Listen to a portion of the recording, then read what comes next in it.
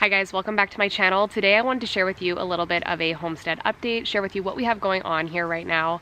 I am currently hiding under an apple tree trying to find somewhere that I'm not totally bleached out or blinded by the sun. And I'm hoping in this video the audio turns out okay with us being outside. Thanks to all of your support over the last few months, I have been able to invest in a better camera setup with better audio. However, I had a little bit of a mishap with my brand new lens this morning, so we're not using that today. So I'm hoping this turns out okay. But we are going to start out with taking a look at the garden. As I've mentioned in previous videos, we got a late start on the garden this year. So some things are looking pretty good, others not so much. Some we're just going to see how they play out with things being planted so late. So let's go ahead and take a look at the garden, and then we'll go ahead and take a look at the animals. So over here we have our garlic, and it's definitely looking a little bit dry. I have pulled some up and it's looking pretty good though. It definitely didn't get quite as much water as it probably could have used. Throughout the season we had just such a bizarre spring, and I probably could have given it quite a bit more water. But we're not too far off from harvesting all of this. I have a few cherry tomatoes over there in some grow bags. We've got our peppers, cucumbers, more peppers. And then over here we've got our lettuce and kale. So this lettuce is going to be coming out pretty quick here. I'll probably end up doing some more bush beans over here. And we've got a couple zinnias. So in this raised bed we have some of our peppers, and these are not looking super great. I'll show you some of the peppers that we have in our in-ground garden area, which are looking much healthier. These guys were planted out about a week earlier, and we had a sudden drop in temperature, which I think really did not do them any favors. Peppers don't love that. So you can see that the peppers that we planted a week later are just looking so much healthier. So in this bed, we'll see what happens. We've got banana peppers, pepperoncini, what do I have back there? Pippin's Golden Honey, Datil, Sheepnose Pimento. We've got some shishito back there. And then these are just King of the North. And over here we have our cucumbers that are working their way up the hog panel trellis. So in theory, these cucumbers are going to climb all the way up the hog panel trellis and create a nice arch. We'll see if it's actually able to fill it out. And then over here we've got more of our peppers. These were planted at the same time as the others, and again, they're not doing super awesome. So again, we had temperature that dropped down to about 2 degrees Celsius, which is about 35 Fahrenheit, I think, overnight, which was totally unexpected, and we hadn't had anything lower for weeks than about 15 Celsius, which I think is like 59 Fahrenheit. So they should have been fine, but it's not how it worked out. And I'll show you the ones that are in the in-ground garden area that are just looking so much better. So in this bed we have mostly jalapenos. We have some pumpkin spice, lemon spice, orange spice jalapenos, Craig's Grande, Tabasco, Serranos, and I think that's about it. Next, I'm going to bring you into the in-ground garden area, show you what we've got going on in here. The whole reason that we got this planted later than we would have liked is because we were putting fencing around this area, mainly just to deter turkeys. So it's not super high. The turkeys we have around here are not the brightest, and they really don't like to fly. They could get in here if they wanted, but so far it's working really well to deter them. So in this first row, we've got some celery. We have our peppers that, like I mentioned, are looking much healthier over here. And then we've got some cherry tomatoes all in just large pots that I repurposed from some blueberry plants that we had purchased a few years ago. And then we've got a couple rows of bush beans. I'm not doing any pole beans this year, just bush beans. So these are Gold Rush and then Blue Lake bush beans, and I think I did some Goliath as well. We've got a row of our onions. That's one of the things that I'm skeptical on how they're actually going to turn out, since they are a cooler weather crop. And then we have our 5 rows of potatoes. So I'm happy with how the celery is looking. It's all looking really healthy, as well as the bell peppers. So in here I've just got King of the North bell peppers and then California Wonder bell peppers. And I am just so pleasantly surprised by how much healthier these ones are looking than the ones in the raised beds.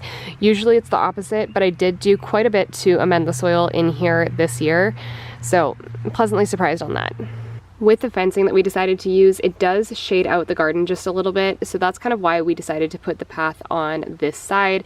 And I specifically planted zinnias over here because I knew that they would only get part sun, so they weren't going to get massive, but still just add some pretty color. We have some cherry tomatoes forming. These ones are Napa Chardonnay, and I'm so looking forward to them. But for now, I am living vicariously through all of you that are already eating fresh tomatoes from the garden. Now, these 3 beds I dedicated entirely to cabbage this year for a couple different reasons. One being we've got the grapes all along here and they vine down, and I don't want them choking out any other plants, so this kind of works perfectly with the cabbages. And then also because there is a big walnut tree that hangs over this area, so it does get quite shaded, which works out perfectly.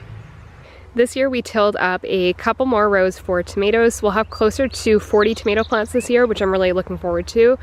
And all of these that we have just on cattle panel trellises are beefsteaks, slicers, paste tomatoes, whereas anything that we have in the grow bags or the pots are just cherry tomatoes. So all of these are looking really healthy. They could use some pruning, but we've got lots of Dr. Witchies, if I'm saying that correctly. I never know if I do, down at the end. Thorburns Terracotta, Paul Robeson, Black Beauty, Amish Paste, Aunt Ruby's German Green, Giant Crimson. What else? I'm sure I'm missing a few varieties. So we've got lots packed in here and I'm really excited about it. We've got lots of new growth with the raspberries this year, so a lot of this we won't actually see berries on, but I do plan to save quite a bit of the leaves for tea this year, and we have lots of work to do here to get this cleaned up. We are just starting to get some fresh blueberries. Doesn't look like we're gonna have a great blueberry year this year. Just off of this one plant, we got about 2 gallons last year. Does not look like that's going to be the case this year. So we'll see. We didn't do really anything to fertilize or prune last year, so it's just going to be what it's going to be. Once again, we're going to have no shortage of blackberries, so if you've got any favorite recipes, definitely leave them in the comments down below. I'm always looking for new ways to use them up. Now, this here is something special. We have no shortage of fruit trees here, but we didn't have any Honeycrisp apples, so we've planted a couple, and I am totally shocked, but it looks like we're gonna get a couple off of this little tree here. I'm in our shop now, and if it looks really dusty in here, it's because it is. We currently have 2 brooders set up, one for our meat birds and one for chicks for our laying flock. We originally were not going to be adding to our laying flock this year. I'm pretty sure I've said that in a couple videos, but we did. There's a local farm that breeds leg bars, and if you're not familiar, leg bars are auto-sexing. Over here we've got our meat birds. This is the 2nd batch this year, and this batch are Western Rustic. The first batch we did were Cornish Cross, and these are the most nervous chicks that we have ever dealt with. So we'll see how they do. They're supposed to have a little bit longer of a grow out, so closer to 12 weeks, and they're supposed to have less leg and heart issues. So I'm excited about that part, but we'll just have to see how the entire process goes. So these guys are going to be moving outside very quickly here. Now down here in the other brooder we've got our leg bar chicks. There's 5 of them huddled all together over there. I think they're a little bit scared of my camera. But they're about 2 weeks old now, so they're still going to be in the brooder for a little while, but I'm looking forward to having some more blue layers come fall. Now, we got this little coop set up for our broody mamas, and we gave one of them a couple eggs to hatch out. She only hatched out the one. There's Charlie in the background. So this is her chick that she hatched out about 4 weeks ago.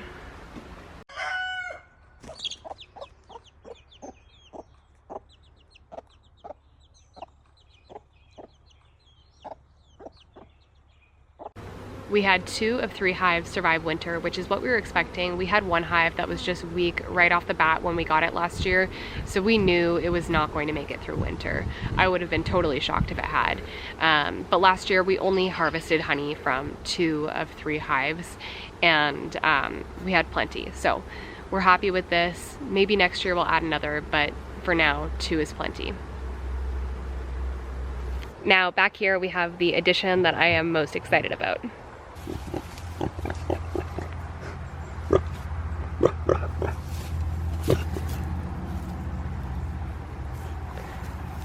This guy tends to be a little bit more shy than his sister, but I think he's really starting to warm up to us. Hi, buddy.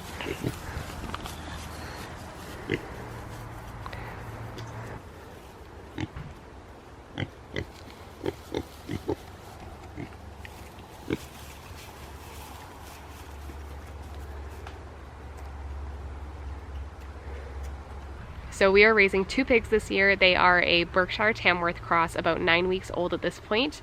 They're brother and sister. The sister tends to be a little bit more feisty. The brother is a little bit shy, but it seems like he's kind of coming out of his shell now, and it's just been so much fun having them around the last few weeks.